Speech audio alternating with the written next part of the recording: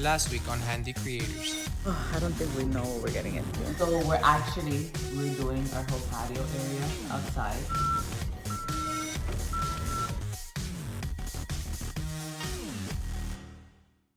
And we're back. It's been months and we're finally back. No, I'm just kidding. It's the same exact day. It's Pergola Day. This is part 2.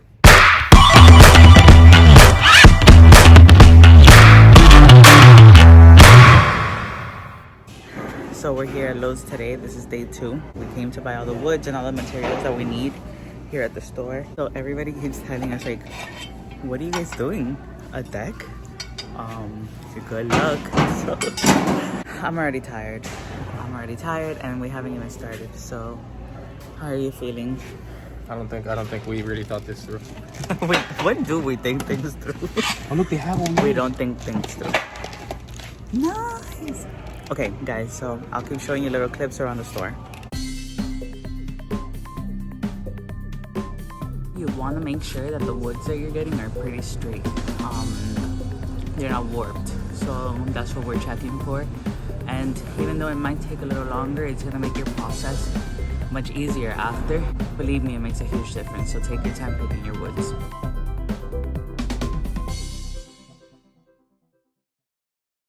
Make sure and always touch the concrete before you pick it out, you guys. These stores will sell you hard concrete and you cannot use that. Make sure they're soft. So now we're later. We're loaded and ready to go. Luckily, we had some help here at Lowe's to carry some stuff and to get it in the car. Some people offered to help. Wow, my gosh. I think this is the longest, one of the longest parts, and it's the most tedious one. But once you start getting into actually doing the project, it becomes so much more fun because you start seeing your progress. It's annoying, but it's necessary, unless what we've done in the past is also order things online and get it delivered to the house. But we wanted to see the things we were purchasing this time. That's why we came to the store, because there was a lot of things that we wanted to see in person. It really is up to you. Let me show you guys what we have. So right now we're putting a strap to make sure that they don't slide out of the truck, and Lowe's gives you these along with this. So you, can you tell I did this one? They give you these so you can put them since they're gonna be out of the truck.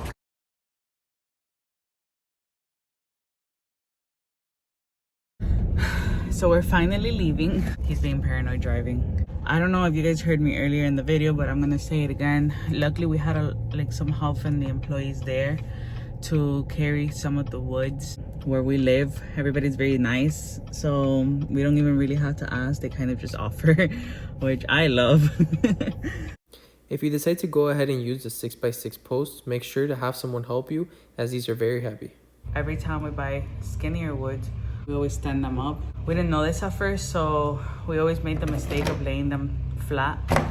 What happens there is that they get warped. Even though you think your floor is straight, it might not be, and it might cause that. So little tip from someone who made that mistake many times, so you won't have to.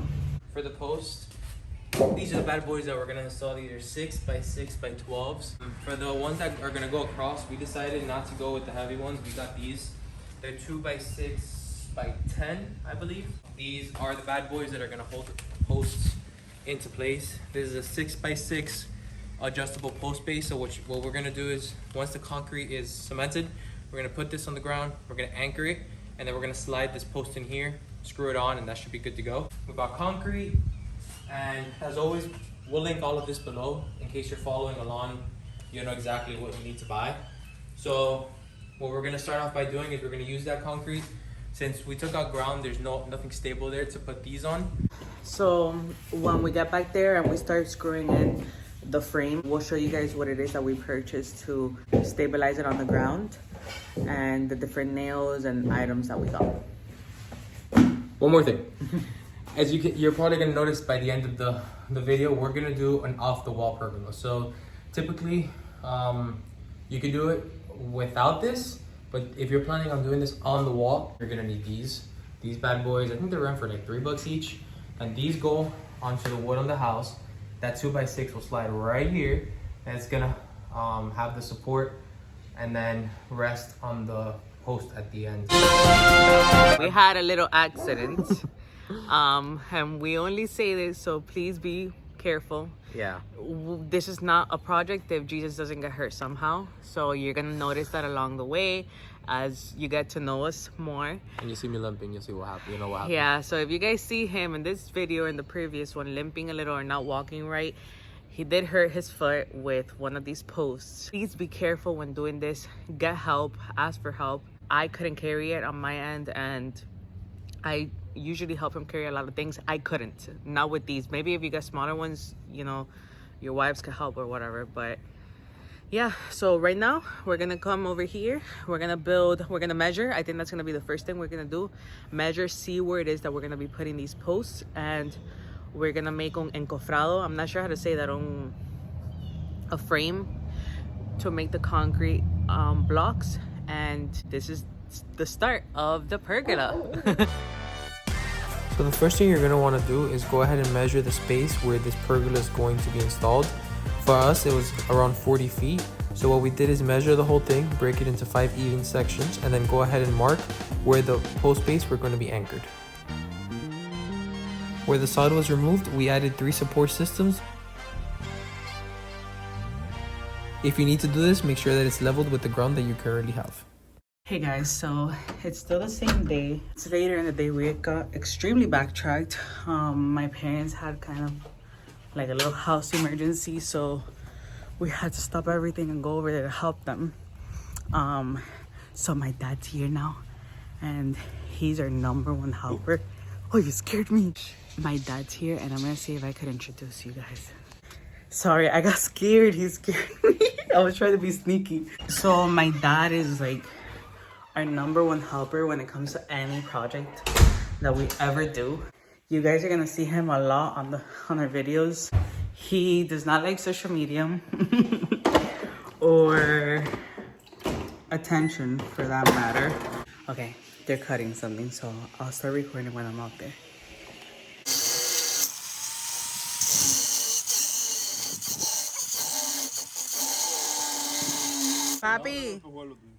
Papi, tú puedes decir hola a nuestro YouTube channel.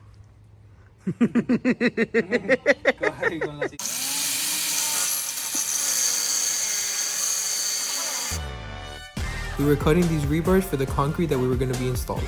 If you don't need to do this, you can skip this step altogether.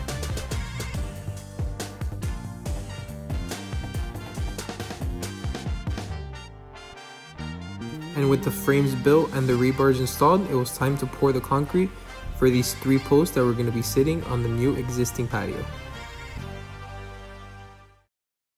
Like I've said previously in the video, if you're going to be doing concrete all the way and you're going to be extending your patio just with concrete, you can avoid this step altogether. This is just solely because we are doing paver base on everything else. Since we are going to be laying tile on everything, we wanted to make sure that these posts have a hard frame to sit on and that it's not going to crack over time. So with that done, we're going to let it cure for 24 to 48 hours. That's it for the day, and we'll see y'all tomorrow.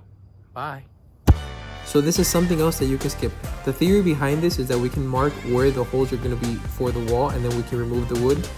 Instead, we used other 2x6s to hold this one up in place, while we went ahead and anchored it so that we can avoid working double.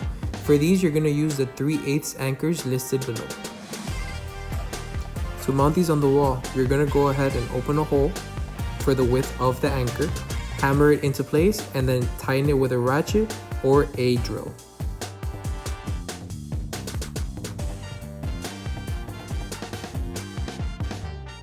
You want to make sure that these are nice and tight, since those braces that we showed you guys earlier are the ones that are going to be mounted onto these woods.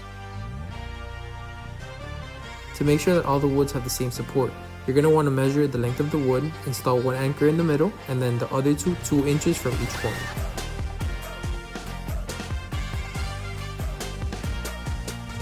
Once all the woods are mounted, you want to go back and hand tighten all of the anchors across the entire pergola.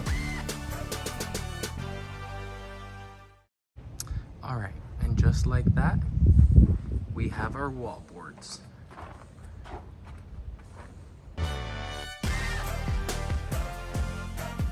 Unfortunately, we had to make bigger frames and pour more concrete, since the ones that we had done were not strong enough to support the posts.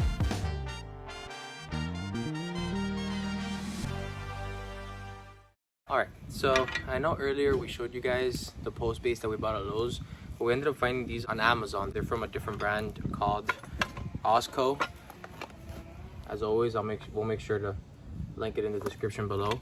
And they're actually a lot cheaper, because the ones that they sell in Lowe's, you have to buy the screws and the nuts and everything apart. So these ran for about 30 bucks. And I mean, the only thing is you have to build it, but it comes with everything that you need to secure this, except the anchors.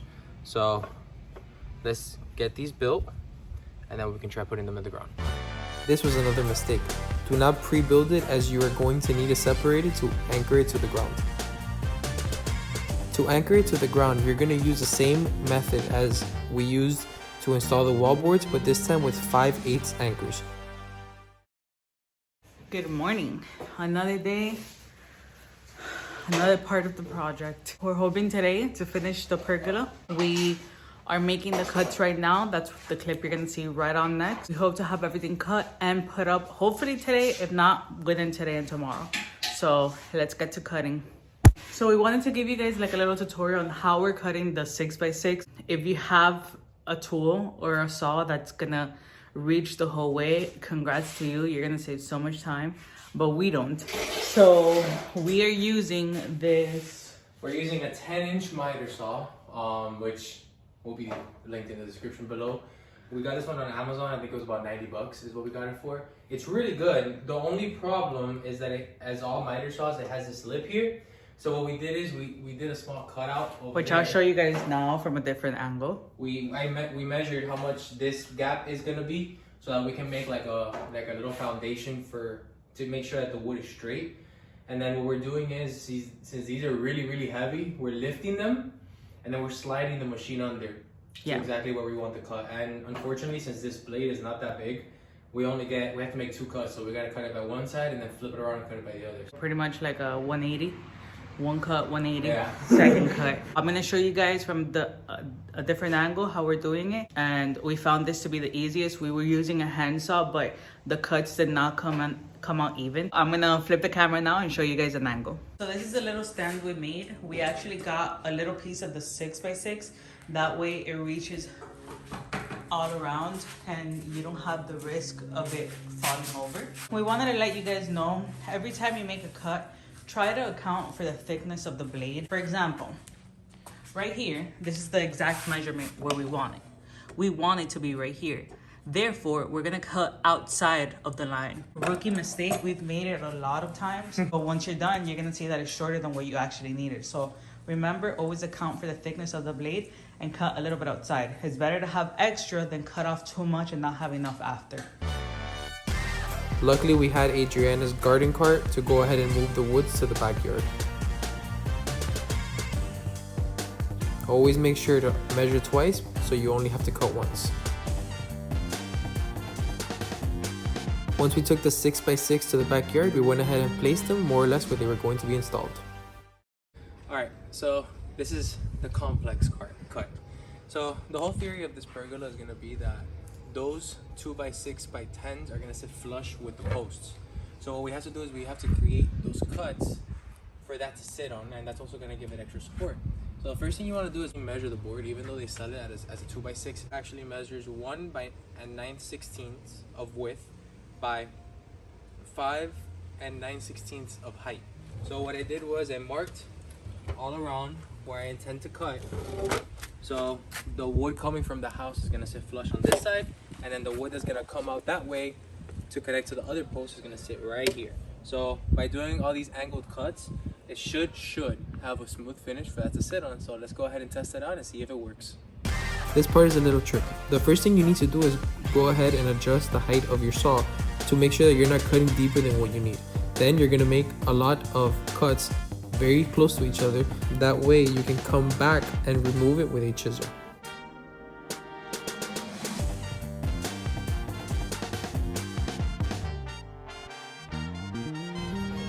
the moment of truth.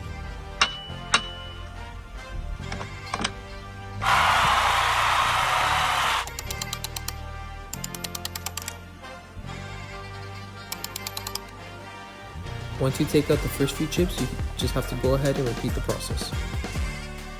It won't be completely smooth, but you can even it out with the chisel. So we're testing it here on the ground before putting it up. That way, if it's not right, we can make corrections. I think it looks amazing. Let me show you guys up close. Look at that. Wow.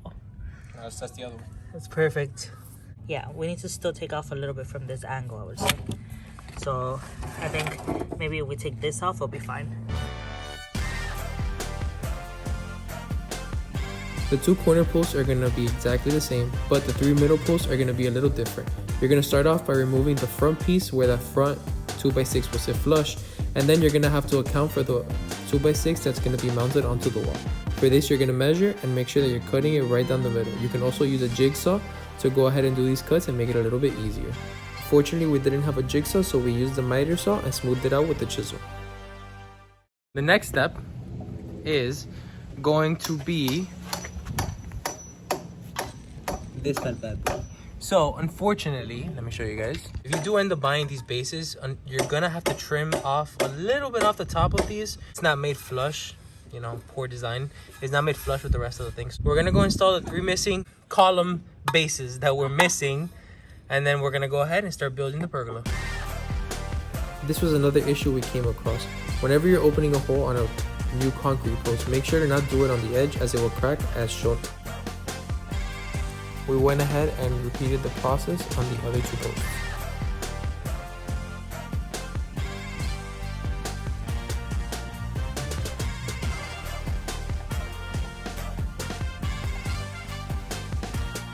Instead of cutting the top of the anchors that were holding the post base, we decided to go ahead and open a hole on the actual post. That way we didn't have to risk breaking the actual anchor.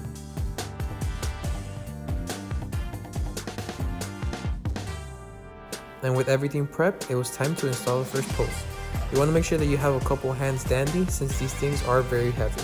We went ahead and used a post level that they sell at Home Depot and will be linked below to make sure that the posts are leveled at all angles.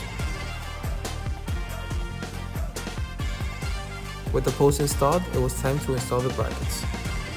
Make sure when installing the brackets that you're giving the wood a small slope so that it doesn't accumulate water when it's all said and done. Once it's cut to length, you're going to go ahead and screw it into place with the deck screws listed below.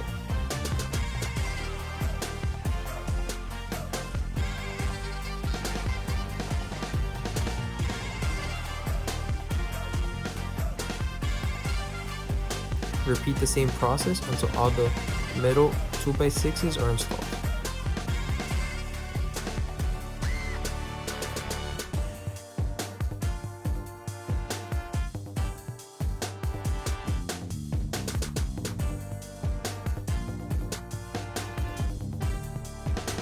The lack of light did not help us at all. This last 2x6 was a little hard to get it into place, but we were able to finally do it.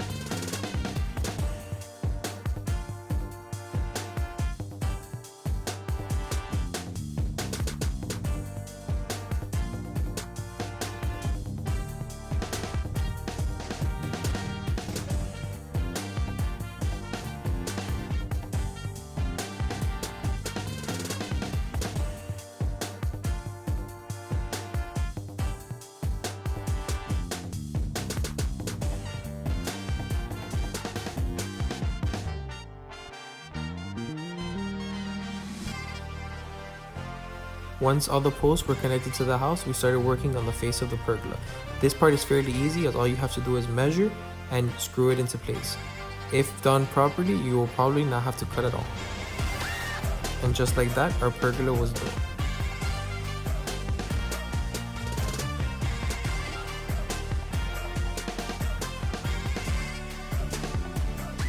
And it was time to call it a day. Hi, welcome to day 5, 4, I don't know, I've lost track already. You guys, we finished the pergola. Look, it's so good.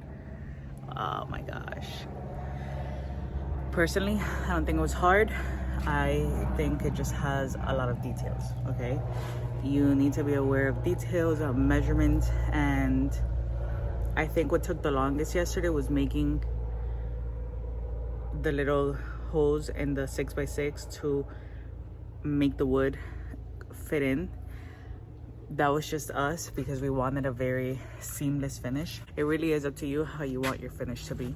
So we finished building that yesterday. We finished maybe like around 9:30 or so. Today we are going to be filling in all the cracks. I want to sand it a little. Some parts, like for example, let me show you.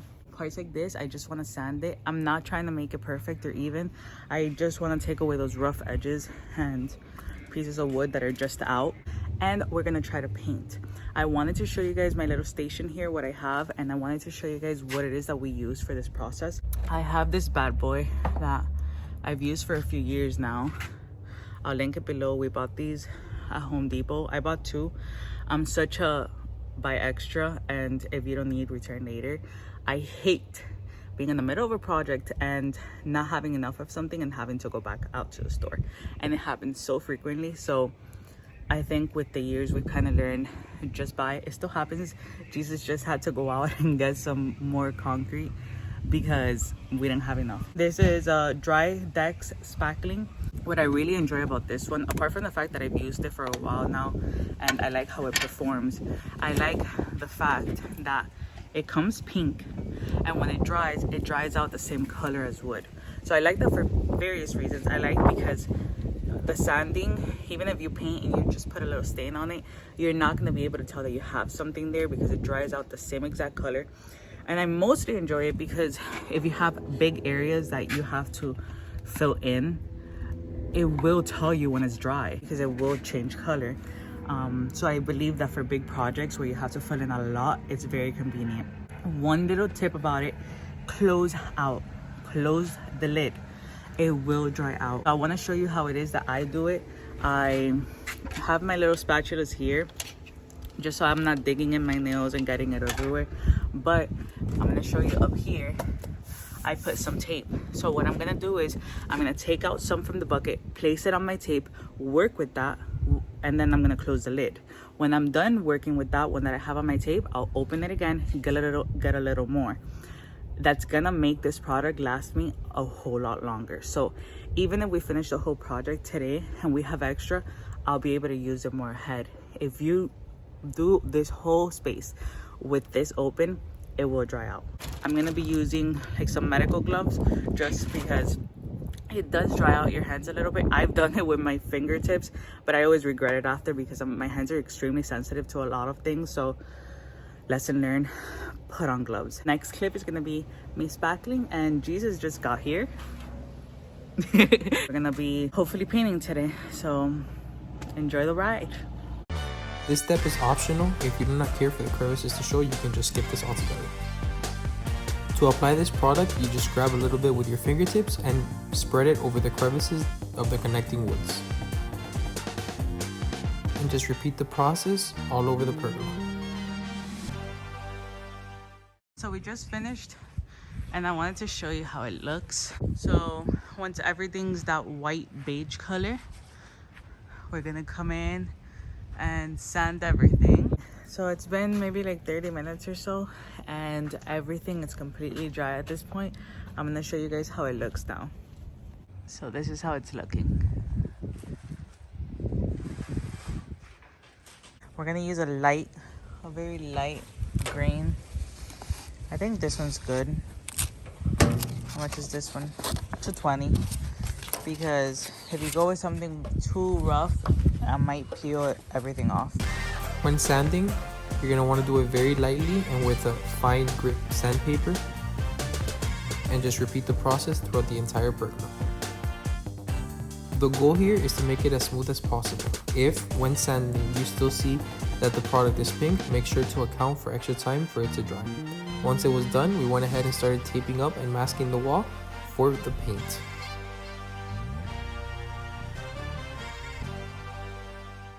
Okay, so we finally have everything taped up. First, we're gonna try out the paint and the gun on a different wood. We just purchased this yesterday. We've never tried it, so we liked it because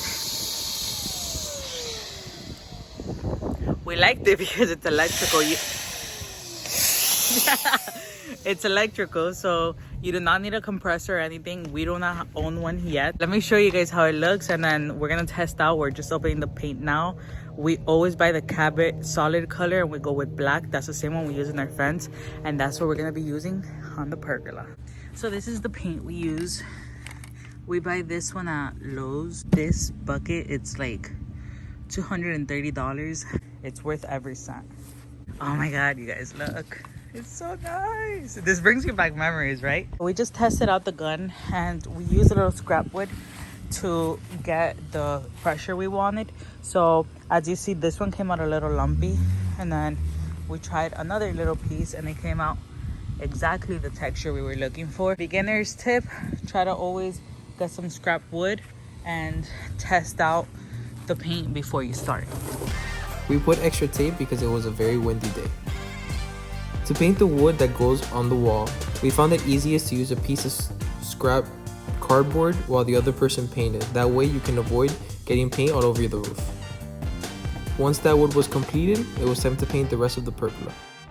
So for anyone looking to purchase this gun, we're going to rate this on a 5 out of 10. Honestly, it did the job, but it was just spitting the paint everywhere, and that's why you see Adriana going back and spraying the seating area time and time again. It was very hard to get it to spray the paint as we wanted. Yes, this is paint all over my face. I don't know how healthy. I don't know how healthy or oh my god, my hair is like crunchy. It's funny because my dad always tells me, don't look up, because Jesus is always dropping like nails and stuff. And I call him now, he's like, I tell you, don't look up. And I'm like, how can you tell I looked up? But here we are. Oh my gosh, we finished. We're so tired. Okay, so we're gonna...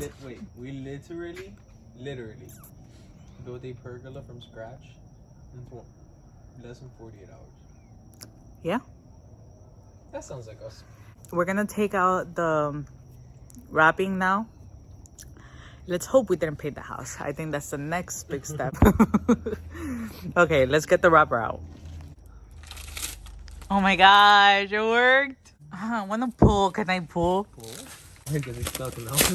So satisfying. Hey, it's done. It's crisp and cut. If you masked everything correctly, this part should be oddly satisfying.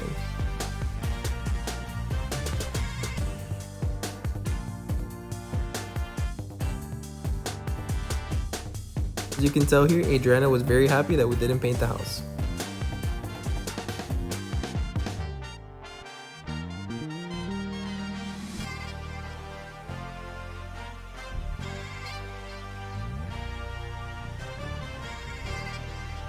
Wow, this could have been more perfect. Look, not even one little stain. This is like picture perfect. And just like that, you have your pergola. I think this project was pretty easy, pretty straightforward, as long as you're a little bit dandy, especially with a saw when it comes to the cuts. If you didn't notice, we are still missing the center portions. Those are some shade structures shade covers that we ordered from Home Depot, and we'll be showing you in a later video, but we're not going to put them up yet because there's still more construction going on. Yeah, we see it pointless to add them and get them like full of dust and dirty to then have to maybe take them out and clean. As always, thanks for tuning in. If you found this enjoyable, make sure to like and subscribe below. And if you have any questions on how you can do this, you can always DM us on Instagram. Goodbye.